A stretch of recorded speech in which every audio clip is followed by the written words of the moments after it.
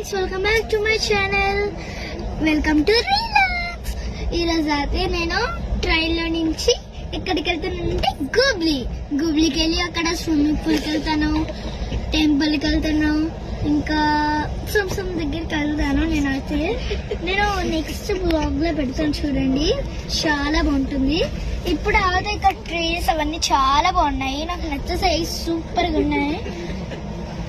ఇప్పుడైతే నేను 12:30 కల్లా వేరే బస్ దగ్గరికి ట్రైన్ లో తిరుగుతాను. మళ్ళీ ఆ ట్రైన్ దగ్గర నుంచి ఇంకో దగ్గర తిరుగుతాను. అక్కడ నుంచి తిరుగుతాను. మంచి ఉంటుంది.